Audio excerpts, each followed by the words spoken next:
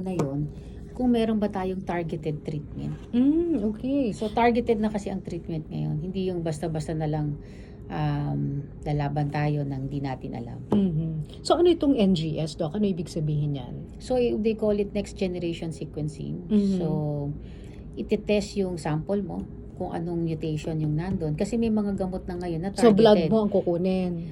Yung sample. Ano yung sample Yung niyan? kinuhang laman sa'yo, yung biopsy. Laman, okay. Di ba pag para ma-diagnose kang may cancer, may biopsy yun. So yung laman na yun, or pwede rin sa dugo. Sometimes we combine it. Mas maganda kasi. So makikita yung difference. Like for example, for lung CA, may mga mutation na EGFR. Ano ba yung EGFR? Para lang siyang, isipin mo na lang to parang susi. Susi ka, tapos may door. Hindi mag-fit? Yes. So, kung kunyari yung susi na yun, pag nag-fit siya, di ba EGFR mutation ka nga, mutated. Pag nag-fit yon, bubukas yung pinto, di ba? Pag nabukas yung pinto, magpo-progress yung cancer. But, kung may gamot ka na hindi papasok doon, yung susi na yon para mag-progress o more mutation, more progression, yun yung gamot na hindi siya makapasok. Hindi magpo-progress. Parang lock and kill lang, di ba? Oh, wow. Ang galing. So that's a very layman's term kung paano mo ma-explain. Oo.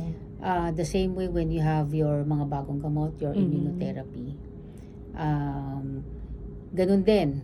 Parang nagtatago yung mga cancer cells. May maskara yan. So parang ganun. But if you can have that's how your immunotherapy works. It para siyang X-ray. Ito abnormal to. Huwag natin papasukin. Parang ganun. So itong next generation sequencing, tinitignan sa sa laboratorio? Yes, or they have merong a machine? very specialized machine, and we don't have it. We only have one, the Philippine Genome Center, but it's not purely for cancer. May mga iba pa. Maraming ginagamitan ng genomics, hindi lang yung pang-cancer eh.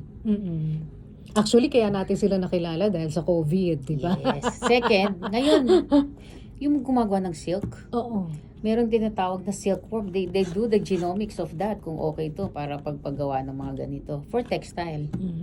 But for cancer, we do the FDA has approved 72 genes that would help us in treating our patient.